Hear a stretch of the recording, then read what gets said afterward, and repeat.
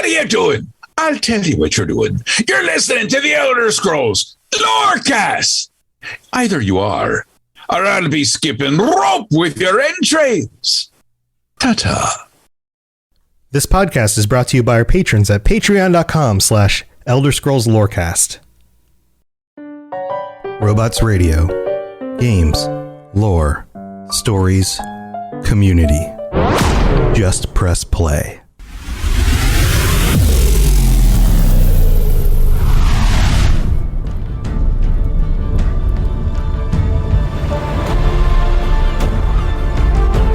Welcome to the Elder Scrolls Lorecast, the podcast where we explore the amazing universe of the Elder Scrolls.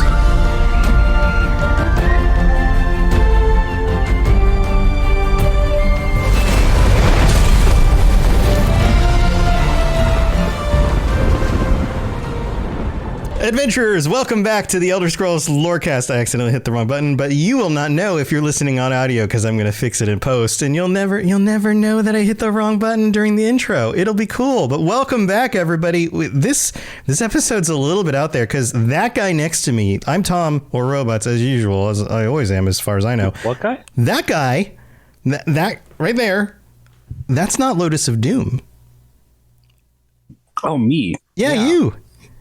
What'd you do with Lotus? This is Rob the Princess. You know Rob from our patron chats and he helps run the ESO guild, the PC guild. He's in chat every time. I don't think there's an episode in the last 100 episodes that I haven't said, Rob in chat said this funny thing.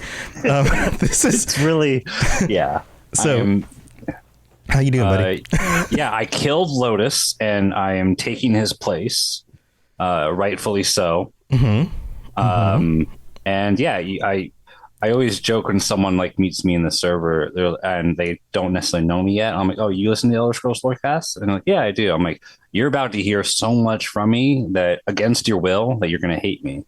Because I'm always in the chat. And I always hear you like, oh, Rob in chat says. I'm like, yeah, I'm always there. Against your will, I'm here. Like a good orc, you've killed Lotus and now taken his place. And speaking of orcs are your favorite race in Elder Scrolls. Big, strong boys and girls. Big, strong people. And so we were talking because Lotus is off adventuring. He's going to a bunch of video game stuff this week. And so he's not here and able to do the episode with us. But I reached out to Rob because Rob's such a wonderful part of our community and he's active in multiple different ways. I was like, Rob will help jump in here.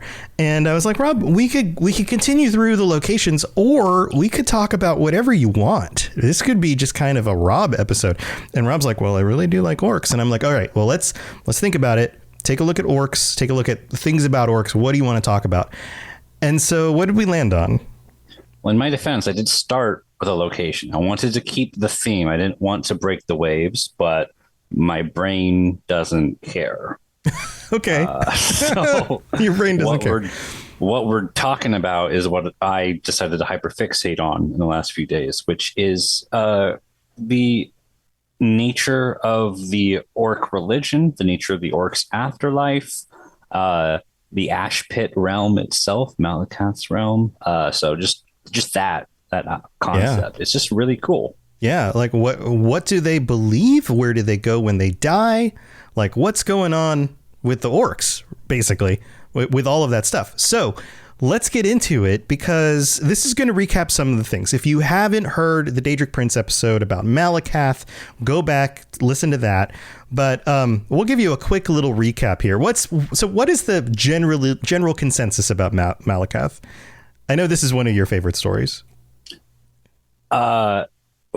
Well, he's like the disappointed father archetype of the Daedric princes. That's how I like to describe him. But you're saying favorite stories. So are you talking about the origin of how he came to be? Is generally believed that he was originally Trinimac, and a conflict with Boethia happened. He gets so digested, pooped out.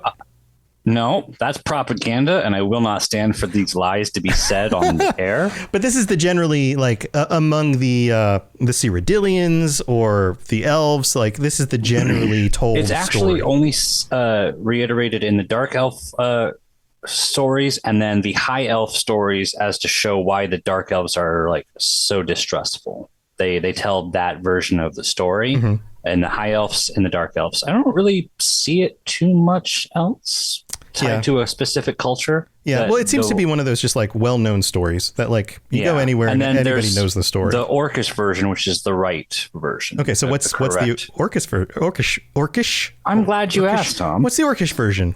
Orcish legends say that when Trinimac confronted Boethia for the Valathi trespass and tried to fight, Mephala appeared and stabbed him in the back, bringing him to his knees, while a gloating Boethia cursed and twisted him, and thus turned him into Malakath. Right. That's the only version of the story. There's anything else is propaganda. Everything else is propaganda. So if you are one of the orcs, then you still have the similarities here are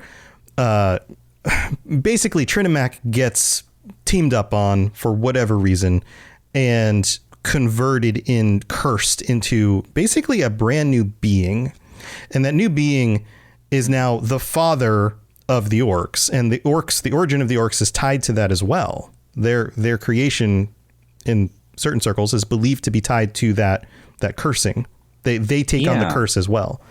I think in every propaganda and every telling does include that when Trinimac's form has been twisted and cursed, so are Trinimac's loyal followers. And that is the entirety of the orc race, is just the people who were loyal to Trinimac.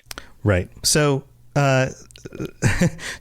if we want to actually understand how Malakath fits into the pantheon of Daedric princes, for example, he doesn't. Yeah, that's his whole thing. It's weird because like some people would say, oh, he's a Daedric prince. Others would say he's kind of screwed over Aedra. Not I mean, those Aedras were all kind of screwed over already, but true. With Lorkhan and all that, but he's kind of like this now double screwed over. Does he fit into one or the other, quote, pantheon, or is he actually somehow part of both? And he's like a screwed over member of both things? That's a very unique question. It's never been asked before. No, I'm kidding. That is the most talked about thing in orcish culture, potentially. I'm not sure if that's a true statement or not, but it's definitely up there. Like there's so many cults just debated on that topic alone. Right. It's so Trinimac is, seen as one of the greatest, most honorable, powerful Aedra. And then this happens. And now the Aedra cast him away and say, no, he's Daedra. He's not one of us. But then the Daedra themselves are like, no, he's not Daedra. He's not one of us. So no one wants him. He's not fitting anywhere. Yeah, he's kind of the nobody, the eternal outsider, right? And that's why so are his people. Exactly. And that's why he's worshipped by the races that are themselves outsiders. Orcs and goblins and pantheon. We're just using the pantheon all over the place. A whole host of other creatures who are less than desirable in more cultured places. Yeah, that's a good point. I actually didn't even put that in my notes. Like the centaurs actually worship him. The minotaurs worship him. Goblins, reeklings. A lot of the cultures of sentient races that are intelligent beings but aren't seen as intelligent beings. Like as you guys say in the show quite a bit. The orcs weren't even a playable race until Morrowind. These are just seen as monsters, just like a lot of those other races I just named. They're all seen as monsters, and they're not respected as like actual people. Right. Most of those people are the ones who follow Malakath. Yeah. Yeah. So they don't really... the people who follow Malakath have a very different perspective on all sorts of things. Their version of reality plays out in some ways very differently from their perspective. They're not sitting at the table when like the different nations across Tamriel are debating borders and things like that. They're not included in a lot of that. And the orcs keep getting their land taken away from them, and they're discriminated against as being too violent or beast-like and all of this. And across all of the political spheres and all of that, they're treated like outsiders. But that's not the point of this episode. We want to take that perspective and we're getting inside the minds of these people and understand what they believe from a religious perspective and what happens to them when they die.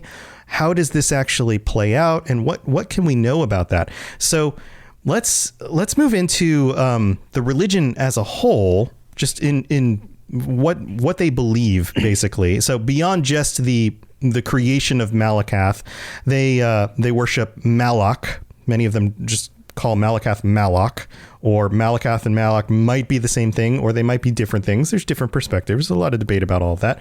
But in general, they are the worshippers of Malak.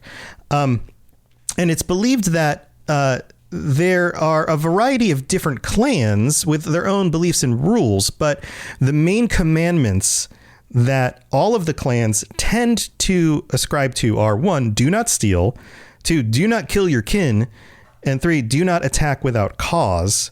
And if you break any of the rules, you'll pay the blood price. And so that means dead. The blood price does vary on culture to culture, by the way. They will, like, defining what is acceptable as the blood price is not the same across them, but the blood price as a theme is across all of them. Mm-hmm. Yeah. Mm-hmm. But there's a variety of different clans, and the majority of the clans believe in following Malakath or Malak. They believe in the Daedric realm of the Ash Pit, or it's a place in Oblivion, I guess you could say. Even if you don't consider him a Daedra. Like the afterlife, they specifically call the Ashen Forge, which I believe is just probably the center of the Ash Pit. The Ash Pit is the realm as a whole, but the Ashen Forge seems to be coming up more when they're talking about the afterlife. But it's all there. Right. Now, why do they like this version of the afterlife? Why does this match their culture? Yeah, that's in my notes somewhere. That's in your notes somewhere. I mean, it has. There's a lot of stuff that goes on here that is very tied to their identity and the way that they present themselves. So the orcs are fond of battle and strengthening themselves with conflict and all of these things. So when they go to the afterlife, then they not only get like food and drink and all the wonderful things you get about going to this place that you've been longing to go to your entire life, but also endless battle. Yeah, it very much, like when I read the description, it says here orcs are promised rewards of immortality, abundant food, drink, constant battle deep within the Ashen Forge. It sounds just like Sovngarde, pretty much. It is similar. It is very similar. Yeah, and even some similarities to like the Far Shores with the Redguard culture. There's a lot of overlap, and this is one of the reasons why it's like, okay, this is a Daedric realm. Why does this sound like a chunk of Aetherius? And yeah, so talk about that, like the connection between this being seemingly being a Daedric realm, or at least a realm of oblivion. And then this weird connection to Aetherius somehow. There might be sounds like a slice of heaven, quite literally. So this doesn't sound bad at all. So on here it says, lending to the ambiguity of Moloch's Adric status, it is said the Ash Pit Bastion stretches endlessly across the plains, multiple plains, extending even behind the stars to Aetherius. So this would imply that the realm will bleed into Aetherius, and it says planes, plural. So that might mean, other planes of Oblivion. It might mean the things that aren't Oblivion, things that might not be Aetherius. It's just the Ash Pit seems to be a very vast, stretchy realm that kind of bleeds into a lot of other places.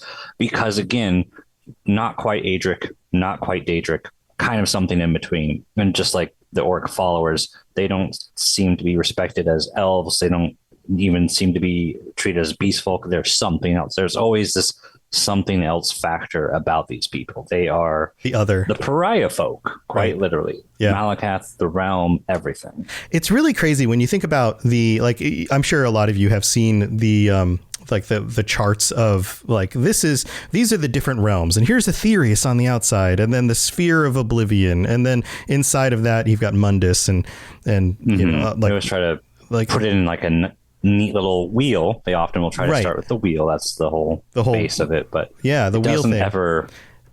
But it's weird. It's weird to think of the Ash Pit as a thing that somehow crosses that boundary, like the boundaries of the Ash Pit, like it's a circle that crosses the boundary between Aetherius and Oblivion. Yeah. It's the great maybe. I mean, so nothing is ever set one particular way. I did have a little addendum added. Do you mind if I go off on that? Sure, go for it. Right now. Yeah. So when it comes to talking about the afterlife, it's like, oh, how do we know that the ash pit actually does bleed into Etheria? Someone could just be making that up to make it sound nicer. And then kind of had this realization about these fantastical afterlives in the series. They're very difficult to refute because not only do we have, as the protagonists of the games that we've played, we've visited the far shores, we've visited Sovngarde, we visited many Daedric realms, but even if we haven't seen all of them firsthand, it's still incredibly likely that these tales that we're hearing about them are very much true. I used to be a lot more hesitant to trust the lore that includes the metaphysical stuff. Because how could you really know if that's true, honestly? Right, because in our own reality, the idea of like, oh, I died, but I came back to life and I had this vision. And it's like, well, how much can we trust that? Some guy on Earth trying to start a cult? Right. Or was that is that something weird your brain does when it thinks it's dying? Like, there's a lot of explanations for what that could be and very little in the realm of hard facts. And so I have that personal bias. It just wants me to deny that. I'm like, oh, we don't know if Sovngarde exists. And then Skyrim comes out and I'm like, no, Sovngarde does exist. I went there. Right. But we've even brought that, souls back from there. We can summon them and ask them what things are like, and they can answer the questions.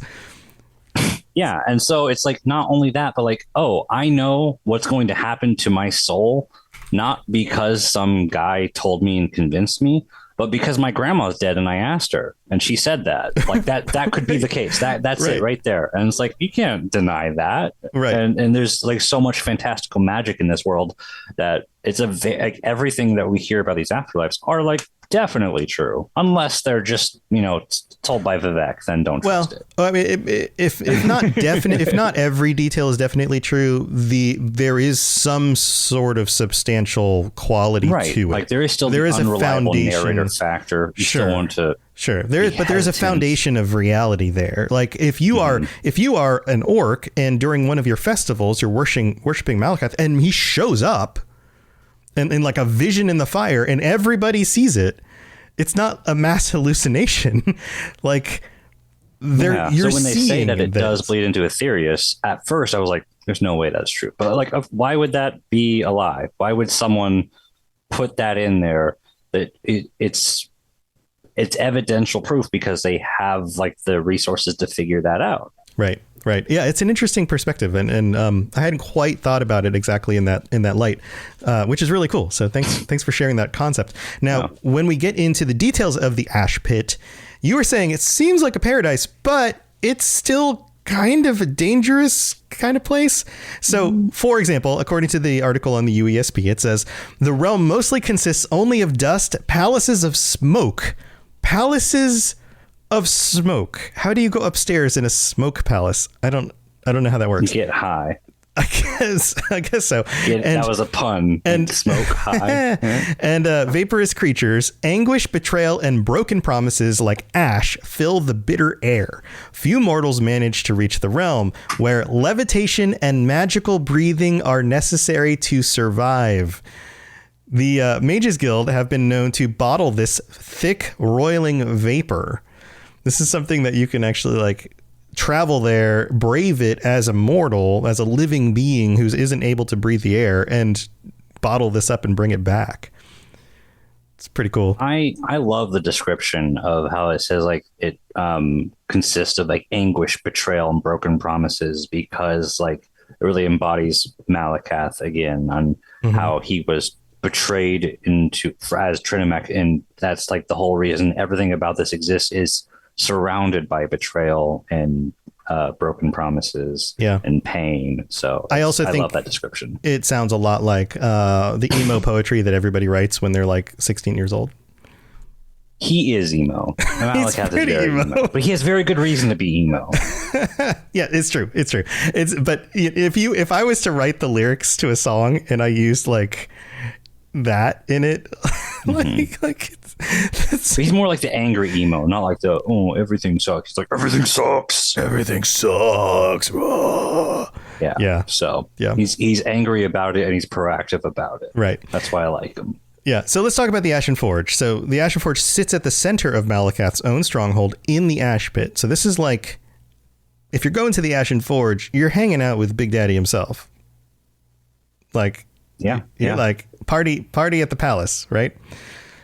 For the orcs that revere Malakath, the afterlife promises rewards of immortality, abundant food and drink, and this is what you read earlier, and constant deep battle within the Ashen Forge. Now, you might think of deep battle as being something dangerous and scary, but if you grow up in a society as violent and all about honor and strength and those kinds of things, this is a constant eternity of being able to test your mettle and continue to improve yourself, which the case here would be that the Ashen Forge is not forging steel and metal and weapons. It's forging the souls that are there to become stronger through combat eternally. Yeah, and you can even see in the commandments, it's kind of implied, it's like baked into their culture. Do not attack without cause. You're fine to attack your people. That's fine. Not without cause, though. Right. Because they're all about violence. They love violence. Be it's a justified sport to them in it. more than anything. Yeah. Yeah. And yeah, there was actually an instance from the Greg Key's book that where they had visited the Ash Pit. Let me see if I can find that in here. Here it is. Some areas of the realm are safe for mortals. In 4E48, Malakath chose to bring Sol and Prince Atrebus Mead, which was, I'm guessing, the main characters of the book. Haven't read it yet. Where they found the garden of slender trees and vines festooned with lily-like flowers wound about the trunks. A multitude of spheres moved deep in the colorless sky, as distant and pale as moons. This garden seemed to have some emotional significance to Malakath, who described it as a shadow of a garden and an echo of something that once was. Back to his emo-ness. I love it. Yeah. Well, it also emphasizes this idea that Malakath has not always been in this form, has not always been cursed. Yeah. And in some ways longs for the time before that, before this change happened. Yeah. And can see beauty. I mean, like, these are beautiful he's not all, flowers. like, angry and death. He's in Forge and Blacksmith. He does like the Forge part, but like he has a garden. He misses his home, and the whole place is made of ash and smoke, as kind of like this is a silhouette of what once was. This whole realm is a silhouette, effectively. It's lost its color, it's lost its life, but it's all still there. Yeah, and the fact that he still keeps a garden, I think, is particularly interesting. Like, yeah, in this ash heap, this land of just dust and almost nothingness, shadows and smoke. You know, I assume the plants in the garden are probably also made of ash. Maybe, but I don't know. It doesn't actually say, but I assume, because it just kind of like, it's just the garden that used to be, or a shadow of it, you know? Right. Yeah, it's really cool. It's like the imagery here is really interesting and really neat. And as a people who grow up in a society that is shunned by everyone else, you can see why they would feel at home here, because their lives are full of strife and things being taken away from them and being crapped on by the other races. And yet they can go to a place like this, and they can honor their journey in like this maximum kind of way. This is who we are, and this is who we will stay. It's interesting. You're not supposed to say crapped on when talking about orcs. Only other orcs can say that. Okay. Well, tell you what, let's take a quick break. We got to thank our patrons, and we've got some more stuff to get to, so don't go anywhere. We'll be right back. IPVanish protects every device you own. Your phone, your laptop, your smart TV. If it connects to the internet, it should be protected. IPVanish encrypts your connection and masks your IP address, helping keep your browsing private at home and on public Wi-Fi. And with no device limits, one account covers everything. Stream with added privacy. Browse securely. Connect with confidence. Right now, save 83% off the 2-year plan. Get started today at ipvanish.com/audio and take control of your privacy with IPVanish. This is Miss Morlock, Dragonborn, and you are educating yourself to the Elder Scrolls Lorecast. All right, here we are in the middle of the show. This is where we get to thank our patrons for being so awesome and helping to support this show. And first off, we've got to shout out our newest patrons. We've got Vance P.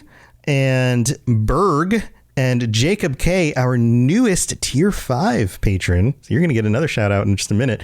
And Taylor H. and Edward N. Welcome to the Patreon. Thank you for your support. And we have to shout out our Daedric Princes, which include Jacob K., who's our newest Daedric Prince, Kira C., Neon Knight, and Noodle Al Dente. Thank you for your support. Thank you for all 133 of our current patrons and your support. If you are interested in checking out what you can get on Patreon, go to patreon.com/Elder Scrolls Lorecast. Check out all the different items, ad-free stuff, ad-free episodes, early episodes, stickers, t-shirts, and you can join us for our patron chat, which happens in just 1 week on the 30th. Thursday the 30th at 9 p.m. Eastern, 6 p.m. Pacific. And if you are a tier 4 or higher patron, feel free to join us. We'd love to have you jump in. Rob will be there. We'll be chatting up about something. We haven't decided yet, but we'll figure it out. And if you haven't signed up at a tier 4 or higher and you want to join us, you still have time. So go check that out if that's something you're interested in. Thank you to everybody for your support. Also, we have a new review. This is from Apple Podcasts. If you leave a 5-star review on Apple Podcasts, we'll read it out on a future episode of the show. This is from War Crew 566780 in the United States, who writes, "The only thing that keeps me going. This lorecast alone is what gets me through the workday. Both Robots and Lotus bring intelligent and insightful information to each episode. The patron chats never fail to give me a chuckle and offer many other perspectives on topics from the Elder Scrolls. I always waiting for the next hot take from Falcon." I love that. Yeah, Falcon's always got some good hot takes. Thank you, War Crew, for dropping that in Apple Podcasts. That always helps to get these 5-star reviews. It lets people know that the show's worth checking out. So if you do decide to leave one, we'll read it out on a future episode of the show. And a big update has happened on Spotify. You can rate the show on Spotify, but now as long as your app on your phone updates, mine has updated. I know some people still haven't updated, but double check, because each episode you'll see where it says, "What did you think of this episode?" And you can leave a little comment per episode if you want. So that opens it up kind of in a strange way, because we could potentially get way more comments on those. I can't read those all out on the show because that'll take forever. But if you would like to leave us a positive comment on the episodes about something particularly you liked about that episode, that would be great. And just like commenting on a YouTube video. "Hey, I really like that you mentioned this thing," or "What about this?" Feel free to drop that stuff in there. I will check it out. And, I'm sure I'll see it. Other people will see it, and it will be very beneficial to the show if you want to help us out that way. So thank you to everybody and your support. Let's get back to the rest of the show. You're listening to the Elder Scrolls Lorecast, dear child of cities. That is why the Night Mother loves you. All right, we're back. Now, we've talked about the Ash Pit. We've talked about the main belief among the majority of orcs in the clans. I did do a little boo-boo, I think. I skipped a little tiny fact. When we were talking about how the Ash Pit does bleed into Aetherius, I forgot to say what that means for the afterlife for the orcs. Yeah. When they go to the Ash Pit, they can choose a more traditional afterlife, is how it's phrased in the UESP, and just choose to go to Aetherius because that realm is connected. They can just choose to stay in the realm of the Ash Pit, or they can move on to Aetherius if they want. So that's really cool that Malakath doesn't necessarily force them to stay there. Yeah, that's great that they have the freedom to make that choice. Mm-hmm. Yeah, that is really cool. So the majority of orcs have this general belief, but there have been times in the history when specific kings have tried to shift belief and worship back to Trinimac. Now, why would they do that? For the polls. for the polls, because it's a political move. I mean, yeah, it quite literally is. For majority, I think it's safe to say every single time they've done that was a political move. They are just trying to gain the favor of the neighboring regions, whether it be High Rock or just the Empire or Hammerfell. they are like, oh, we don't worship Malakath because we know you hate him. Right. So we worship Trinamax. Trinamax and Adra. You guys love Adra, right?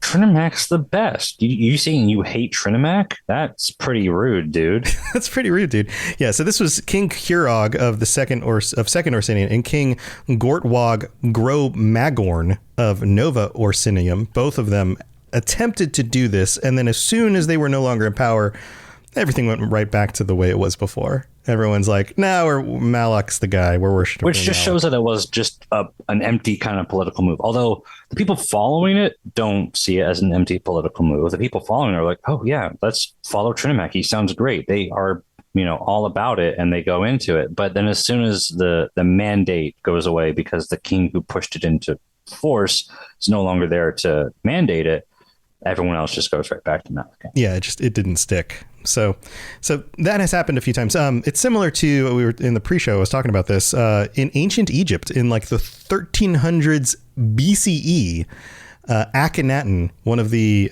pharaohs. Gesundheit. Thank you. Changed the location of not only changed the capital city, but also mandated that the religion switch to a monotheistic religion. Like we know about the Egyptian pantheon and Osiris and Ra and all of those. Well, he was like, no, we're only going to worship one. And that also in that instance only lasted as long as he was pharaoh. And then it went back to how things were before because everybody else didn't like that idea.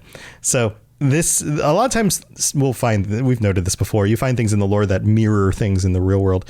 Now, there are some other religious orders and cults among the orcs. I'm just going to go quickly through this list. There's the Agra Krun, which is a religious order dedicated to protecting the sacred word of Malakath, which translates to blood shield in the common tongue. The group operates in secrecy, but for the few that know of them, they are seen as a beacon of light. So Agra Krun. All of these things sound like things you could yell as an orc. And then there's Malakath's Brutal Breed, which is a group of fanatical Malakath followers that existed during the First Era. So now we're going way back in time. Their main purpose was to wipe out and murder Bretons and Redguards for every real and imagined slight perpetuated by them against the orcs. Legends about the cult say that the group sacrificed an entire Breton village to the ash pit. I miss the good old days, back in Orsinium when they really knew what was what. Okay. You just slaughtered an entire village. That's cool. Back in the good old days, we just, if I even thought you looked at me wrong, even if you didn't have eyes because I took them last time, I'm gonna kill you. Your dog looked at me weird. I'm gonna kill you. Yeah. And then there's the Voshrak, which are a group of fanatics. Why are they all fanatics? Dedicated to the worship of Trinamac, their goal is to bring the orcs back to their Aldmiri roots. Voshrak in Orcish translates to Blade of Courage, which directly refers to Trinamac's legendary weapon, the Penitent. They see themselves as the sword made manifest, and their goal is to rid the traditions that held the orcs back for many years. And like we noted before, any of these movements to go back to worshiping Trinamac never really lasted. And then there's the Wrathful Flame, which is a religious order dedicated to lighting Malakath's pyre in the ruins of First Orsinium. So these are some of the little cults and other little groups. I also forgot, I was telling you earlier as well, the word of the day. I've learned a new word while looking at this, because the way they describe the Orcish religion as a whole is monolatrous. Which I was like, what is that? Yeah, talk about that. That just means they worship one god without denying the existence of all the other gods. They know they're all there, but they don't care about the other gods. They are monolatrous in that they're like, yeah, those ones are there. We like Malakath. We worship Malakath. And that's actually very unique to Tamriel. I only did like a brief scope through my memory and some brief research, and I was like, yeah, I think they're only one of two cultures in the entire series that does this, and that's the orcs and the Skull, who I think they worship the Allmaker, is what they call him.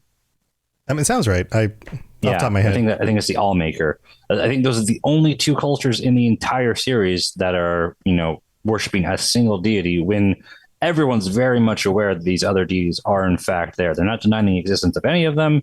but for some reason these cultures only worship one. It's very unique. Right. Yeah. Like if you're raised, in Skyrim or Cyrodiil or Somerset, you understand that there's a pantheon of gods, and you may pray to specific ones at certain times, or maybe you just like one more than the rest. But it's rare to just be like, yeah, I only worship Akatosh. That's it. Well, and also on a mainstream level, it's very unique. Because like a person saying, "Oh, I only worship Akatosh," that's, I guess, still a bit weird, but not as uncanny. But having like an entire civilization say, "No, we only worship this one," that's where it's very weird. Right. Yeah, it's interesting. This is one of those things that I think a lot of people don't think about in our own world, tying things back to reality. In the modern world, if you are part of a monotheistic religion, then your belief is that your God exists alone and other gods are fairy tales. And so if you worship the Christian God or the Muslim God or whatever, this is my God. This is the only God. But this is just examples. Calling them fairy tales. I'm like, that's not necessarily, but yes. But I've been in and around this for a while, and the majority, if you walk up to a Christian on the street and you say, did or does Thor actually exist? They'd be like, no. Or he said, but then if you said, what about Allah?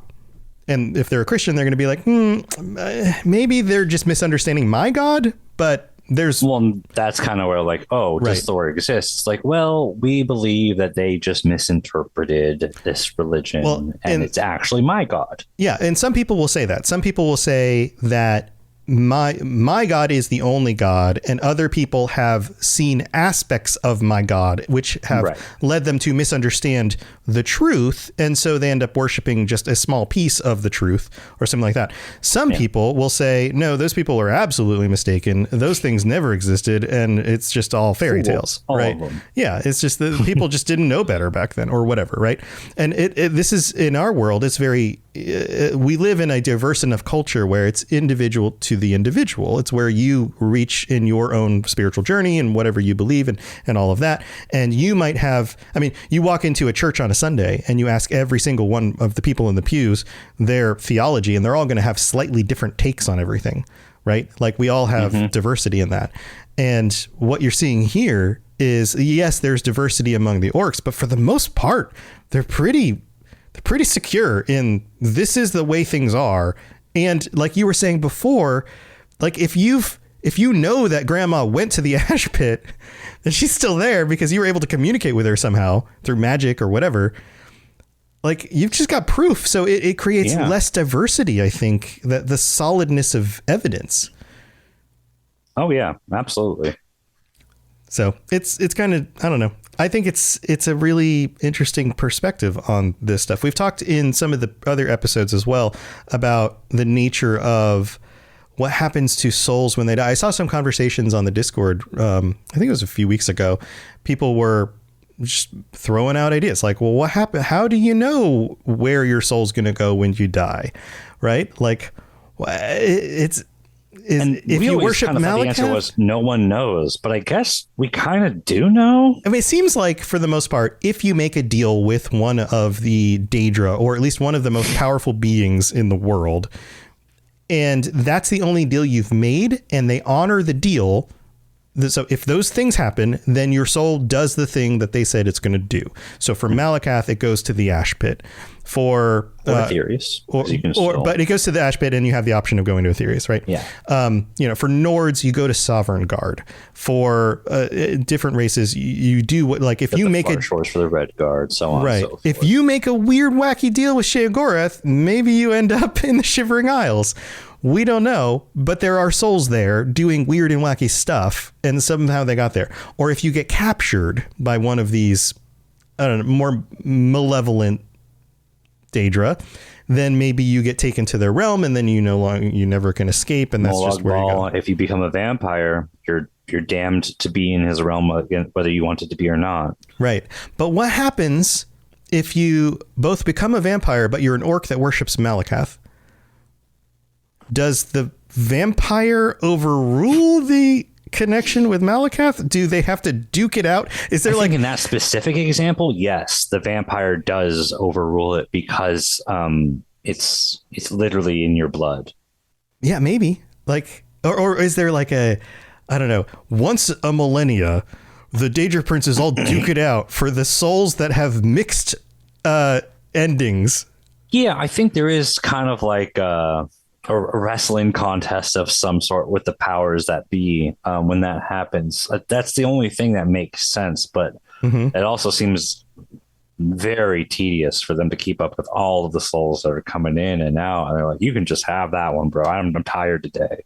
Yeah, I feel like, and HD in chat says, what about becoming a werewolf? Yeah, so if you become a werewolf, do you go over to, what's his face? The Hircine's curse of being a werewolf and Molarbel's curse of being a vampire. I think those supersede it every single time because they are a curse. They are not a deal. You did not pray to them. You didn't make a deal. It wasn't something that was agreed upon. This is happening whether you want it to or not. So I'm assuming those ones specifically would supersede. Potentially, but yeah. Then you have arguments like, well, what about the Dragonborn who promised his soul to every single entity that you could even think of, and also could have become a werewolf or a vampire, or if you have console commands, both. right. Or what about every player character in ESO who is the soul shriven, and what if like the majority of them never get their souls back? Well, if they never get their soul back, when they die, nothing happens except their soul remains trapped in Cold Harbor. That makes sense. It just their stays in Cold trapped Harbor. There, right? So but what if their soul is trapped in Cold Harbor, but then they become a vampire? I guess it stays in Cold Harbor. Then they go back to Ball? Cold Harbor a second time. Cold Harbor is Molag Balls. Yeah. Right. So what if you become a werewolf? Then what if you become a werewolf? Well, then we're back to the arm wrestling again. They have to arm wrestle, right? Like what? There's I don't know. There's a mix of stuff here. Also, it's messy, yeah. And then like with the Dragonborn, it's like, oh, it's such a powerful entity. It's a more powerful soul, as like the rumors. Like you see it on Reddit threads. Like, well, like the Dragonborn, we're just going to choose where they go. It's like, well, maybe, but maybe not. Or the Nerevarine, right? Like, same kind of thing. Like this is supposed to be the second coming of the Nerevar. Yeah. Did they come back? But then where do they go after that? The whole thing of Morrowind was whether or not that prophecy was really true or not. So that's still a bit of a gray area. But right, it's another one of those like gray points. Yeah. But then there's the whole thing, and so everyone knows we've covered most of the stuff we wanted to cover about orcs on this episode. If there's anything else, Rob, that you wanted to point out, let me know. This is why it's kind of fun to go off on this tangent at the end here. But then you have souls that just get trapped in the world, spirits like ghosts and those kinds of things that just maybe they didn't make a deal, or maybe they slept through the cracks. It's almost like the visual I get is that where the souls end up is like a really complex mini golf course. Right. and when you shoot your ball into like one of those contraptions in a mini golf course, and there's like multiple places it could fall down into, like a plinko machine, game. Right? And then it ends up in one of the things, and then it comes out a tube and it gets closer to the hole, or it goes over to this other side, or in the sand trap, or whatever. Right? Like I feel like sometimes souls, for the most part, go where they're supposed to go. Like goes up into the machine and it's like, oh, you're going to the ash pit. Now you're in the sand trap. It goes out the tube, right? But sometimes you hit that ball too hard or in a really weird way, and it goes like, it bounces off the thing in a weird direction or falls through the cracks. There's no way we're going to be able to make sense of ghosts in Tamriel, because Tamriel doesn't make sense of ghosts. There are like, depending on where you're at and what time it is, and if you know all the stuff, there's 11 different kinds of ghosts. There's like the animus, and then there's your soul, which is somehow different from the animus of your soul, and then there's the they always split it into like game mechanics. So like, oh, here's the health of your being and the stamina of your essence and your magicka, all split into 3 parts. They do that a lot with the ghosts, but like none of them are any one set coherent way. So, and my guess there is that like they're either souls that were going to go to Aetherius and something has occurred in their life or afterlife that got them stuck here, or they were intentionally put there by like a Daedric prince who is like, oh, I'm going to keep you trapped on Tamriel as a ghost until you figure this out. Or as a form of punishment or whatever. It also, but like you were saying before, sometimes it seems like they get trapped because of like unfinished business or whatever. Like the traditional kind of like, the place is haunted because they died and they're mourning their lover. Common underlying factor is if they are still a ghost, so they have unfinished business of some kind. Right. So what that implies though is that whether intentional or not, your soul has some control, even after death, of continuing to the place where it should go or not. So if you're an orc and you've been worshiping Malakath, you're a good orc, you've worshipped Malakath your entire life, you're expecting to go to the Ash Pit, on some level, there's still control where you can keep your soul from going to the realm of Malakath. Or the way I took it was if it's tied to a Daedric realm, no, unless it's by the choice of another prince or that prince. Maybe they are specifically doing it. I mean, that would mean that. I guess that's just my inclination from my own internal thoughts. There's nothing saying that. So. Well, if part of Malakath's, if the Ash Pit actually exists in Oblivion, then technically it would be like a Daedric realm, and yet any orc that would, if that's the case, no orc would ever be a ghost, or at least not a ghost for that reason. Right. Unless their soul was going to go to Aetherius in the end. Instead, anyways, and somehow got shortcut, maybe, I guess. Because I feel like Aetherius doesn't have a hold on the souls because it's all like the Adric realms, and the Adra are like kind of dead, but kind of not, and they'll just let you come to them when you're ready. They don't have as much of a hold, whereas the Daedra are a lot more proactive in it. It's like, we want these souls. Yeah. So that was my theory on it, but there's nothing really saying it has to be that way. So you could be absolutely right with that. Yeah, I don't know. I'm just throwing stuff out there. It's this interesting thing, but yeah. So anyway, I think that's most of what we wanted to cover today. Was there anything else?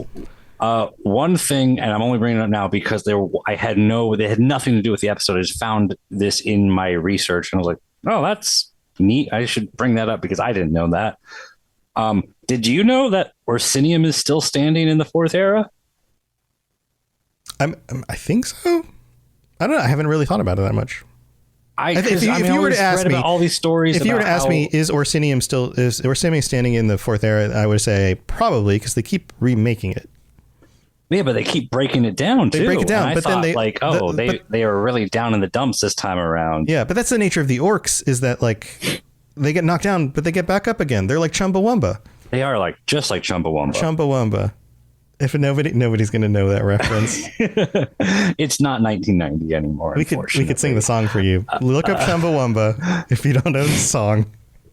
The orcs are like Chumbawamba.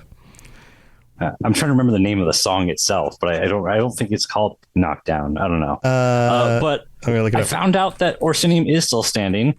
Tub Thumping. Yeah, that's the name of the song. The most recent Orsinium is just south of the Dragontail Mountains, and it's like, so Markarth is just on the other side of the Dragontail Mountains in Skyrim. It's pretty much just on the other side of that mountain range, in between Markarth and Dragonstar, which you just talked about Dragonstar and being in the Craglorn area, which is like Hammerfell, but right on the border of High Rock, Hammerfell, and Skyrim. Yeah. So that's where Orsinium is right in between that area. So now Dragonstar is right on the border of 4 areas. That's crazy. There's probably 4 corners in Tamriel. That's cool. There's 4 corners.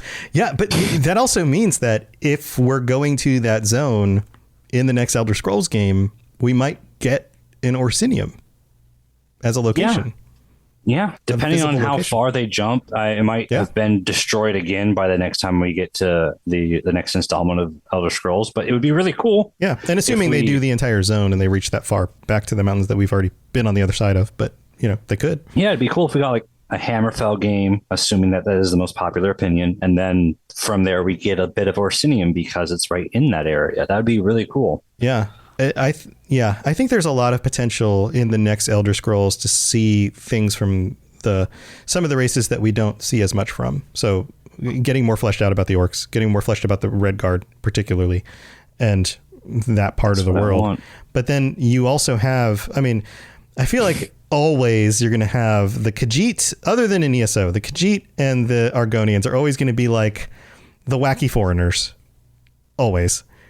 And in this case, though, if you do have that zone, it borders on so many other zones other than like any major elven zones.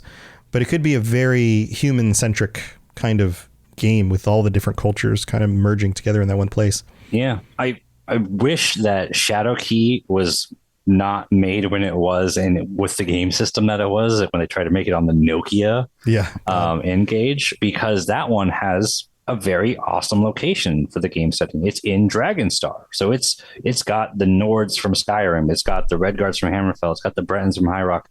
All of their cultures clashing together right in Dragonstar and Azra's Passing. And it's just a really cool opportunity for the games. We don't really get to see a lot of the interesting interactions there because it's a Nokia N-Gage game made in the early 2000s. But hopefully we get another shot at that and we get another game in that area. Because I find that area just so interesting because not only is it those, but you have the orcs as well. They're always in that area, whether they're further north up or maybe they're right in that area, depending on where Orsinium is. The Reach are always in that area as well. You got the Minotaurs are typically in northern Cyrodiil. It's close to that, like the Colovian side of Cyrodiil. Yeah. So you have, that's what I was saying, like the Minotaurs are in northern Cyrodiil, and then you have the Colovians as well. So there's a lot of culture clashing right in that area. That's the sweet spot, in my opinion. I want to see more areas, more games focused in that area. It's such a cool area. Yeah, that would be really cool. Or like an Orsinium in the middle of all of that, vying for its existence, like justifying existence among many cultures that are trying to like place to hold the throne. Yeah, that's pretty ballsy of them to settle this newest Orsinium right in that area because that's where everyone's at. Yeah, that's cool. That's cool. Well, Rob, thank you for joining me. This has been a lot of fun. I hope you had a good time. Thank you for letting me join. I've been keeping my cool and I try to not make you feel uncomfortable, but this was so exciting. This is literally my favorite podcast. And I am so excited to be here. So thank you. Oh, well, thanks for joining me. And we'll do this again next week, but with a whole bunch of other people. So that'll be fun. I'll see you next time. Yeah. You got anything else you want to share before we head out? Yeah. I mean, for anyone who is in Las Vegas and is listening to this, like as soon as it's released, catch me at the Pirate Festival in Las Vegas because I am literally after done recording this. I am going to get packing and get dressed in my pirate gear, and I am going to Pirate Festival because that's what I do. Awesome. Can you share some pictures? Picture didn't happen. Yeah, I'm really bad with photos. I'll try to take a photo or two. If you get a few, share them. I'm sure. I just get my friends. I'm like, hey, you took photos. Can you send me one of those? There you go. I'll post it in the Discord. Yeah, I'm always dressed like a pirate during that time. And then I will be at the next patron chat. You can follow me on Twitter, Rob the Princess. I don't really post much, but I'm still there, so you can do it anyways. PC guild leader for the Lorecasters, as mentioned at the beginning. So if you send your application or if you don't know where to do that, reach out to me. I'll happily help you join and we can play ESO together. I'll show you the ropes if you're new, or I'll ask you for some ropes if you're more experienced than me, and we can all join together and have a lot of fun. Yeah, it'll be fun. Awesome. Well, thanks for joining us. Also, we'll see you and everybody else going to Las Vegas in just a few weeks. We're 3 weeks out. Gosh, 3 weeks out from Las Vegas. Weeks. I've booked my flight. For that. We got a flight booked. Everybody's planning on going. And again, we'll post some more stuff on the Discord as we like. So slumber party at my house. So we're all hanging out at Rob's house. Yeah.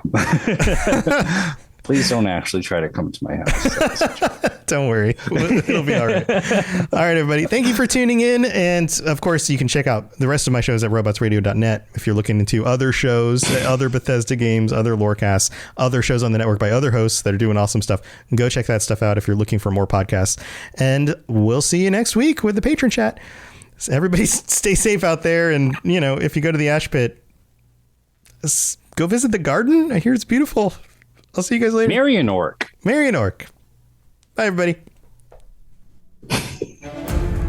Thanks for joining us. We'd love to hear from you. You can reach me on Twitter at robots_radio or Lotus of Doom at Lotus of Doom.